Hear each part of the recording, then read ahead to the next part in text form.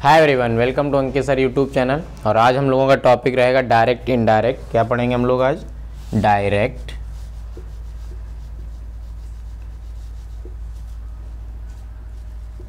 And indirect. इसको narration भी बोल देते हैं। अच्छा, डायरेक्ट इसका मतलब क्या है? डायरेक्ट मतलब डायरेक्ट, और इनडायरेक्ट मतलब इन जिन वर्डों में जो जुड़ जाता है उसका मतलब होता है नॉट। मतलब जो डायरेक्ट ना हो उसे बोलेंगे इनडायरेक्ट। तो डायरेक्ट मतलब जब जो स्पीकर होता है,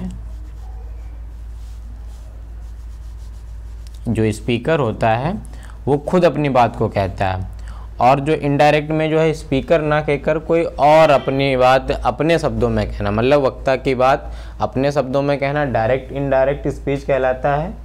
डायरेक्ट स्पीच कहलाता है और दूसरे के शब्दों में कहना इनडायरेक्ट स्पीच कहलाता है। जैसे मैं यहाँ पे मैं पढ़ा रहा हूँ तो मैं कहूँगा आई एम टीचिंग इंग्लिश, मैं इंग्लिश पढ़ा रहा हूँ।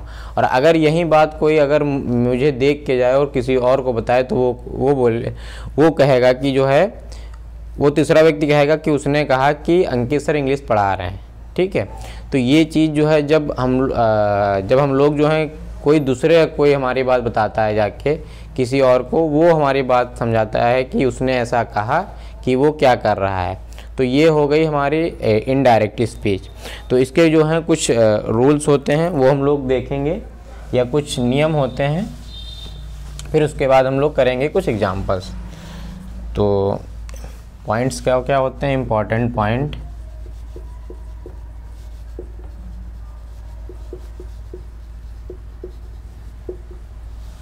जैसे मैंने एग्जांपल ले लिया Ram said to me, Ram said to me comma invert comma शुरू, I am ill comma invert comma close full stop. I am ill, Ram said to me I am ill, Ram ने मुझसे कहा कि आई एम इल। अब देखो ये जो सेंटेंस हमारा है, ये जो सेंटेंस हमारा है टू पार्ट्स में डिवाइड है, एक ये है और एक है ये। तो इसको जो है बुकिश भाषा में जो है reporting verb and reporting speech कहा जाता है। लेकिन हम लोग क्या करेंगे, इसके नाम थोड़े चेंज कर देते हैं। तो बाहर वाले, ये जो बाहर लिखा है राम सेड टू मी, इसको हम लोग बोल देते हैं बाहर वाला, और इसको हम लोग बोल देते हैं अंदर वाला। इसको क्या बोल देंगे? अंदर वाला। तो देखो यहाँ पे हमने बुकिश भाषा का प्रयोग ना करके अपनी लैंग्वेज में हम लोगों ने लिखा बाहर वाला और अंदर वाला। Ram said to me I am will, ये जो है हमारा ये वाला पार्ट जो इन्वर्टेड कॉमा में है ये हो गया अंदर वाला, और जो इन्वर्टेड कॉमा के बाहर है वो हो गया बाहर वाला। तो ये हमने दो सेक्शन में इसको डिवाइड कर लिया। अब आगे इसके कुछ रूल्स देखते हैं। तो देखो सबसे पहला रूल हमारा यही होता है, जब इनडायरेक्ट में चेंज करेंगे तो कॉमा और इनवर्टेड कॉमा को हटा देंगे। जैसे जब इसको चेंज करेंगे तो कॉमा एंड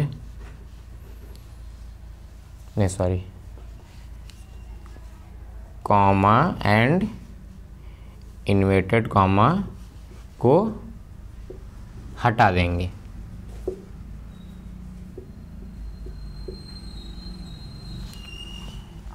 अब देखो दूसरी चीज़ क्या है। अब देखो अगर हमारा अंदर वाला सेंटेंस, ये जो सेंटेंस है ये अगर सब्जेक्ट से शुरू होता है तो हम लोग दैट से यहाँ पे क्या प्रयोग करेंगे? Conjunction that. अगर अंदर वाला वाक्य, अगर हमारा अंदर वाला वाक्य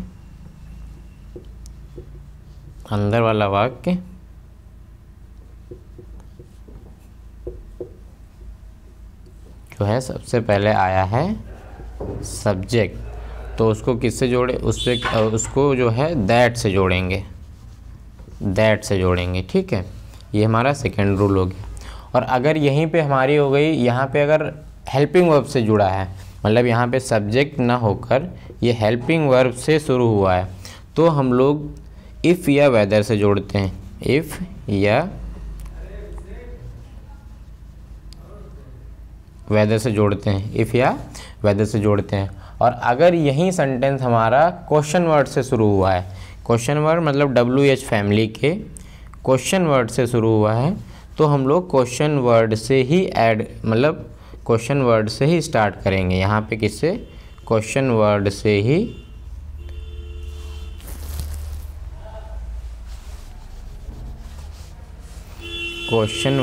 ही स्टार्ट करेंगे। ये हमारा हो गया 4th पॉइंट। तो इतनी चीज़ हम लोगों ने सीखी। सबसे पहले क्या है, अगर हमारा अंदर वाला सबसे पहले अगर इनडायरेक्ट में चेंज करें, कॉमा यूनिट कॉमा का हटा देंगे। अंदर वाला अगर सेंटेंस हमारा सब्जेक्ट से शुरू हुआ है, सब्जेक्ट क्या होता है? डूअर होता है, जो काम करता है। जैसे आई यहाँ इस सब्जेक्ट से शुरू हुआ है, तो अगर जब इसको इनडायरेक्ट में चेंज करेंगे तो दैट से जोड़ेंगे। और अगर हमारा अंदर वाले जैसे यहाँ पे लिखा होता है MIL, तो ये क्या हो जाता है? हेल्पिंग वर्ब से शुरू होता। तो हम लोग इफ़ या वेदर में से जो भी आपको अच्छा लगे वो दोनों यूज कर सकते हैं।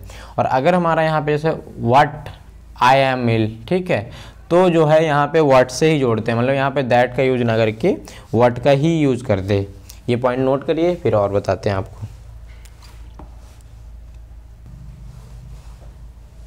अब ये आपने नोट कर लिए होंगे, तो कुछ और पॉइंट्स देखते हैं हम लोग।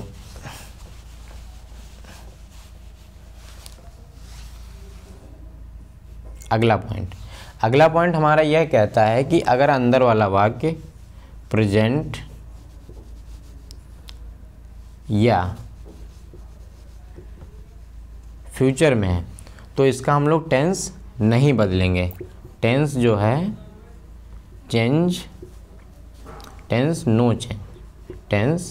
नो चेंज, टेंस नहीं बदलेंगे, मतलब ये कोई किसी और टेंस में नहीं जाएगा। ये हमारा हो गया सेकेंड रूल। और अगला रूल हमारा कहता है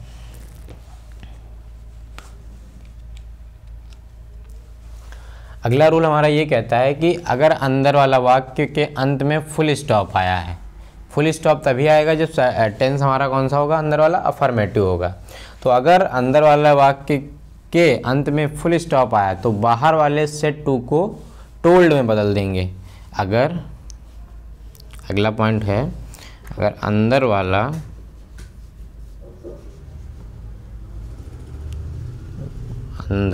वाक्य के अंत में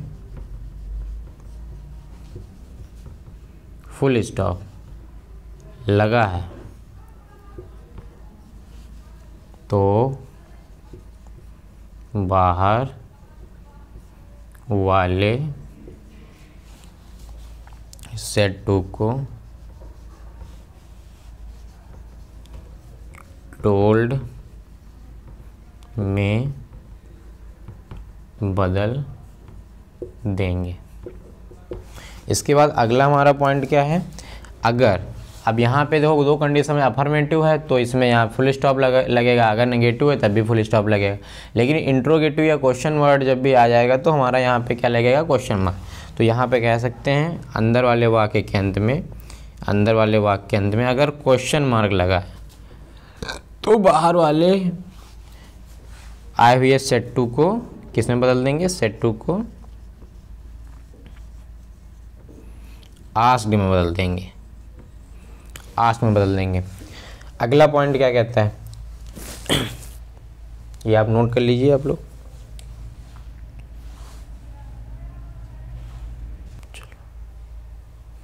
अब देखो अगला हमारा पॉइंट क्या कहता है। अगला एक पॉइंट कहता है SON अपॉन 1 2 3 का फार्मूला अप्लाई करेंगे। अब SO अपॉन 1 2 3 क्या है? S का मतलब है सब्जेक्ट, S का मतलब यहाँ पे क्या है? सब्जेक्ट। O का मतलब है हमारा ऑब्जेक्ट और N का मतलब है नो चेंज। ठीक है, तो ये चीज़ अभी हम लोग बनाएंगे तब आपको बताएंगे कि सब्जेक्ट, ऑब्जेक्ट और नो चेंज क्या होता है। Subject, object, no change. अब देखो फर्स्ट पर्सन आएगा तो सब्जेक्ट के अनुसार चेंज होगा, सेकंड पर्सन आएगा तो ऑब्जेक्ट के अनुसार चेंज होगा, थर्ड पर्सन आएगा तो नो चेंज होगा। और इसी में एक चीज़ और हमारी बात ऐड कर लीजिए, जैसे अगर बाहर वाले सेंटेंस में लिखा है सेज एंड सेड,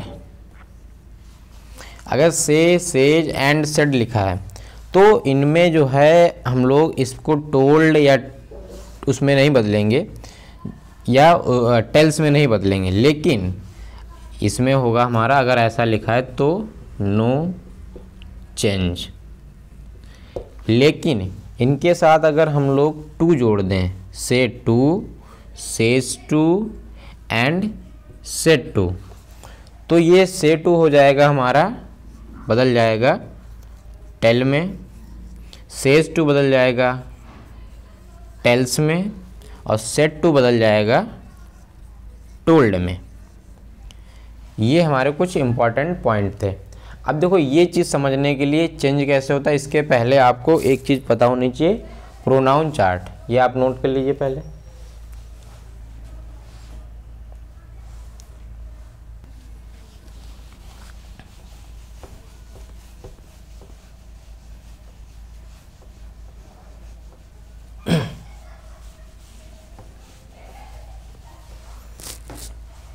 जैसे हमारे पास होते हैं कुछ पर्सनल प्रोनाउन होते हैं, जैसे I, we, you, he, she, it,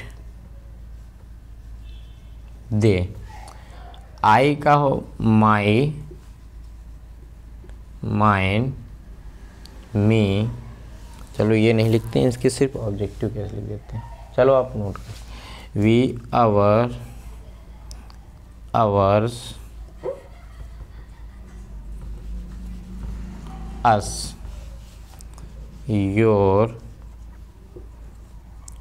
yours, you,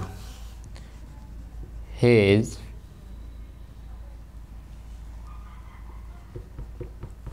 his, him, her, hers, her, it, it, their, theirs, them। अब देखो, अब हम लोगों ने लिखा था SON, SON 1 2 3। अब देखो होगा क्या, सब्जेक्ट के अनुसार हमने कहा था कि अगर सब्जेक्ट फर्स्ट पर्सन है तो सब्जेक्ट के अनुसार, तो फर्स्ट पर्सन हमारे इसमें है कौन कौन से, ये दोनों हैं फर्स्ट पर्सन, ये दोनों क्या हैं फर्स्ट पर्सन। ये यू जो है हमारा क्या है सेकेंड पर्सन, यू क्या है सेकेंड पर्सन, और ही, सी, इट, दे क्या है ये हमारे थर्ड पर्सन है, क्या है थर्ड पर्सन। तो देखो यहाँ पे सब्जेक्ट होगा तो फर्स्ट पर्सन के अनुसार चेंज होगा, सब्जेक्ट फर्स्ट पर्सन होगा तो सब्जेक्ट के अनुसार चेंज होगा। अब देखो आई हमारा क्या है, आई हमारा है फर्स्ट पर्सन, तो ये किसके अनुसार चेंज होगा सब्जेक्ट के अनुसार। तो यहाँ पे सब्जेक्ट क्या है, बाहर वाले सेंटेंस में देखेंगे सब्जेक्ट क्या है, तो सब्जेक्ट है हमारा राम। तो ये जब यहाँ पे जब चेंज करेंगे तो ये हो जाएगा ही, क्या हो जाएगा ही, क्यों राम के लिए क्या आता है ही आता है। अब अगर हमारा देखो अगर ऑब्जेक्ट है मतलब सेकेंड पर्सन है, यहाँ पे जैसे यू लिखा होता है तो यहाँ ऑब्जेक्ट के अनुसार चेंज होता है, ऑब्जेक्ट हमारा क्या है मी, तो ऐसे हम लोग चेंज करें। अगर थर्ड पर्सन होता मतलब ही, सी, इट में से यहाँ पे कुछ होता तो नो चेंज, मतलब ही का ही लिख दिया जाता है। तो ये नोट कर लीजिए। इसमें देखो ये फर्स्ट पर्सन क्या होते हैं, सेकेंड पर्सन क्या होते हैं, थर्ड पर्सन क्या होते हैं। फर्स्ट पर्सन होते हैं स्पीकर, स्पीकर जैसे अगर हम बातचीत करेंगे तो या तो आई बोलेगा या तो मतलब मैं बोलूँगा या तो हम 4-5 लोग मिलकर बोलेंगे। और अगर देखो हम लोग जब बोलेंगे तो सामने एक व्यक्ति रहेगा या कोई एक से ज़्यादा लोग रहेंगे तो उनको बोलते हैं यू, तो सामने वाले क्या होते हैं लिसनर, तो बोलने वाले होते हैं स्पीकर, उन्हें बोलते हैं फर्स्ट पर्सन, और जो सामने होते हैं उनको बोलते हैं लिसनर, वो होते हैं हमारे सेकंड पर्सन। अब कुछ इन दोनों के अलावा भी कुछ ऐसे लोग होते हैं जो कन्वर्सेशन में पार्टिसिपेट तो नहीं करते, लेकिन वो एक्टिवली पार्टिसिपेट नहीं करते लेकिन होते हैं। जैसे हम दोनों लोग बात कर रहे हैं तो कोई तीसरा व्यक्ति जो है कान लगाकर सुन रहा है, वो क्या हो गया हमारे लिए थर्ड पर्सन। तो ये सब होते हैं हमारे थर्ड पर्सन। अब इसमें क्या होता है, ये देखो ये आई होता है सिंगुलर, ये इसका प्लरल होता है। यू क्या एक ही है तो ये सिंगुलर प्लरल दोनों के लिए काम करते हैं। जैसे you are a good boy, एक के लिए भी यूज़ कर सकते हैं और जैसे हाउ आर यू, तुम कैसे हो, एक के लिए भी यूज कर सकते हो, बहुत सारे लोग हैं तब भी हाउ आर यू ही पूछते हैं, तो इसका सिंगुलर प्लूरल ये सेम टू सेम है। और ये तीनों इसमें सिंगुलर हैं, इसका प्लूरल ये दे है। तो आई होप ये चीज़ आपको समझ में आई होगी। इसमें देखो इसका केस होता है आई, माई, माइन, मी, इसका ये ऑब्जेक्टिव केस है, ऑब्जेक्टिव केस है, ये सब्जेक्टिव केस है, और ये दोनों हमारे हैं पजेसिव केस। ठीक है, ये सब्जेक्टिव केस, ये पजेसिव केस, ये ऑब्जेक्टिव केस। अब इसमें आई, माई, माइन, मी ये इसी के रूप हैं। वी, आवर, आवर्स, अस ये भी इसी के रूप हैं। यू, योर्स, योर्स, यू इसी के रूप हैं। ही, हिज, यहाँ पे इसका जो है ये जो पजेसिव में ये नहीं होता है। ठीक है, याद करने के लिए हम लोग इसको नोट कर लेते हैं, ही, हिज, हिज, हिम। ठीक है, तो ऐसे यहाँ पे लेकिन वास्तविक में होता नहीं, ही, हिज, डैश, हिम। अगला क्या, सी, हर, हर्स, हर। अगला क्या, इट, इट, और dash, it. They, their, theirs, them. तो ये आप लोग नोट कर लीजिए।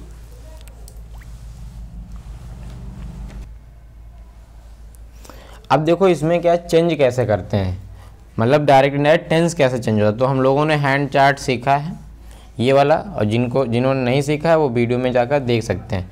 तो एक हैंड जो है 3 फिंगर्स में डिवाइड होता है। तो इस वाली हम लोग फिंगर को मानते हैं प्रेजेंट, इसको मानते हैं पास्ट, और इसको मानते हैं फ्यूचर। और इस वाली उंगली को मान लेते हैं इंडिफिनिट, इसको कॉन्टिन्यूअस, इसको परफेक्ट, और इसको परफेक्ट कॉन्टिन्यूअस। तो अगर जैसे यहाँ पे हमारे पास होता है डू और डज। अब यहाँ पे मैं ये नहीं बताऊँगा कि क्या क्या होता है, ये आप फर्स्ट वीडियो में जाके देख सकते हैं। जैसे लिख लीजिए चाहे अच्छा, डिड, यहाँ पे होता है विल, शैल, यहाँ पे विल, शैल, बी बस जुड़ जाता है, बी सेम टू सेम रहता है। यहाँ पे वॉज, वर, यहाँ पे इज, एम, आर, यहाँ पे हैज़, हैव, हैड, यहाँ पे विल, हैव, अगला शैल हैव, यहाँ पे हैज़ बीन तो रहते ही है, हैज़ हैव रहते, बस बीन जुड़ जाता है, बीन, बीन, हैड, बीन। यहाँ पे ये पूरा रहेगा विल हैव, फिर बीन, शैल हैव, बीन। अब देखो जब इनडायरेक्ट में चेंज करेंगे तो इसमें चेंज कैसे होता है। जितने भी ये ऊपर वाले सन, प्रेजेंट इंडेफिनिट हो, चाहे प्रेजेंट कॉन्टिन्यूअस हो, प्रेजेंट परफेक्ट हो, प्रेजेंट परफेक्ट कॉन्टिन्यूअस हो, ये जब इनडायरेक्ट में चेंज करेंगे तो ऊपर वाले सब नीचे आ जाते हैं। मतलब प्रेजेंट इंडेफिनिट का होगा तो चेंज किस में होगा, पास्ट इंडेफिनिट में। प्रेजेंट कॉन्टिन्यूअस का होगा चेंज किस में होगा, पास्ट कॉन्टिन्यूअस में। प्रेजेंट परफेक्ट का होगा तो चेंज किस में होगा, प्रेजेंट पास्ट परफेक्ट कॉन्टिन्यूअस में, पास्ट परफेक्ट में सॉरी। प्रेजेंट परफेक्ट कॉन्टिन्यूअस का होगा तो पास्ट परफेक्ट कॉन्टिन्यूअस चेंज होगा। अब देखो अगर टेंस यहाँ का है तो ये लोग एक दूसरे जंप कर जाते हैं एक के बाद। जैसे यहाँ से जंप करेंगे तो हैड, मतलब पास्ट इंडेफिनिट का है तो पास्ट परफेक्ट में चेंज होगा। और अगर यहाँ का है तो ये यहाँ पे जंप कर जाएगा। तो पास्ट कॉन्टिन्यूअस का है तो क्या करेंगे, पास्ट परफेक्ट कॉन्टिन्यूअस में चेंज होगा। अब ये देखो इसके पास जंप करने के लिए कुछ है नहीं तो यही यहीं पे रहता है, मतलब प्रेजेंट पास्ट परफेक्ट का है उसी में रहेगा।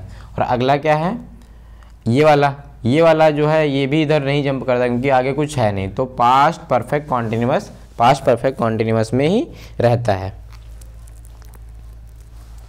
अब देखो ये क्या है, जो फ्यूचर टेंस होता है इसमें जो है विल शैल का यूज करते हैं। मतलब आई भी अगर है, आई वी है तो शुड का यूज करेंगे। और अगर इसके अलावा है कोई ऑल, वुड का यूज करेंगे। मतलब इसमें चेंज नहीं होता है, बस वुड और शुड का यूज किया जाता है। और वुड का यूज हमेशा भी सही माना जाता है, मतलब अगर आप शुड का यूज नहीं करना चाहते तो वुड का यूज कर सकते हैं। तो ये थे हमारे कुछ पॉइंट्स इनडायरेक्ट चेंज करने के लिए। अब हम लोग देखते हैं कुछ एग्जाम्पल्स की ओर। ये आप लोग नोट कर लीजिए तब तक। चलिए आइए देखते हैं कुछ एग्जाम्पल्स जो अभी तक हम लोगों ने सीखा उसी के एवज में देखते हैं हम लोगों को कुछ समझ में आया कि नहीं आया। जैसे पहला एग्जाम्पल है Ram said to me I am ill. Ram said to me I am ill. अब देखो सबसे पहले हम लोग देखते हैं अंदर वाला वाक्य। तो तो अंदर वाला वाक्य हमारा सब्जेक्ट से शुरू हुआ है। जब भी अंदर वाला वाक्य सब्जेक्ट से शुरू होता है तो बाहर वाले आए हुए सेड टू को हम लोग टोल्ड में बदल देते हैं। बाहर वाले आए हुए सेड टू को हम लोग टोल्ड में बदल देते हैं। तो राम टोल्ड मी। और अगर अंदर वाला वाक्य हमारा सब्जेक्ट से शुरू हुआ है तो उसको कंजक्शन दैट से जोड़ते हैं। तो इसको किससे जोड़ेंगे? दैट से। तो ही, अब देखो यहाँ पे टेंस है, आई इज एम आर लगा है, तो पास्ट कॉन्टिन्यूअस का टेंस है, तो ही, इसीलिए इसमें लगाएंगे हम लोग, आ जाएंगे पास्ट कॉन्टिन्यूअस में। प्रेजेंट कॉन्टिन्यूअस का है तो पास्ट कॉन्टिन्यूअस में आ जाएंगे ही वॉज इल। अगला सेंटेंस हमारा है सोनिया सेड टू सुषमा। सोनिया ने सुषमा से कहा। तो अभी देखो हेल्पिंग वर्ब से अगर हमारा सेंटेंस हो तो अब बाहर वाले आए हुए सेड टू को हम लोग आस्क में बदल देते हैं। तो सोनिया आस्क्ड सुषमा, और हम लोग किसे जोड़ेंगे? कंजक्शन। अब देखो यहाँ पे कंजक्शन दैट से नहीं जोड़ेंगे, कंजक्शन इफ से जोड़ेंगे। इफ, यहाँ पे दैट से नहीं जोड़ेंगे क्योंकि ये हेल्पिंग वर्ब से शुरू हुआ है। इफ सी, अब यहाँ पे ये टेंस कौन सा? डिड वाला था, पास्ट इंडिफिनिट है, तो हम लोग पास्ट परफेक्ट इसमें चेंज करेंगे। तो सी हैड ईटन, और परफेक्ट टेंस में वर्ब की थर्ड फॉर्म लगती है ईटन मैंगो। अगला सेंटेंस है Mohan said to her. Mohan ने उससे कहा why you have you not return my note, return my book, return my book. तो अगला ये हो जाएगा, देखो यहाँ पे क्वेश्चन वर्ड से शुरू हुआ है, तो जब भी क्वेश्चन वर्ड से शुरू होता है तो बाहर वाले आए हुए सेड टू को हम लोग आस्क में बदल देते हैं, और हम लोग उसी क्वेश्चन वर्ड से ही जोड़ते हैं। तो हमने यहाँ पे दैट और इफ ना जोड़ के वाई से जोड़ा, ठीक है। अब यहाँ पे देखो आया है, फिर हम लोग सब्जेक्ट से शुरू करते हैं, वाई से क्वेश्चन वर्ड से जोड़कर सब्जेक्ट से शुरू करते हैं। अब सब्जेक्ट यहाँ पे था यू, लेकिन यू पे हमने क्या कर दिया? सी कर दिया। अब यू क्या है? सेकेंड पर्सन है, अभी हमने बताया है, और सेकेंड पर्सन होता है तो ऑब्जेक्ट के अनुसार चेंज होता है। ऑब्जेक्ट क्या है? हर, और हर सी की ही फॉर्म होती है, तो इसीलिए हमने सी लिखा है। सी, अब देखो यहाँ पे हैव हैज़ वाली मतलब प्रेजेंट परफेक्ट टेंस था, तो पास्ट परफेक्ट में हमने बनाया she had not return my book, ठीक है। तो आई होप आपको ये सेंटेंस समझ में आए होंगे, और जो है एक बार रिवाइज करिएगा रूल्स को, मतलब जो पॉइंट हमने लिखा है वो रिवाइज करिएगा, और कुछ एग्जांपल्स मैंने दिए उसके करिएगा। अगले दिन हम लोग इसकी एक्सरसाइज करेंगे। Thank you.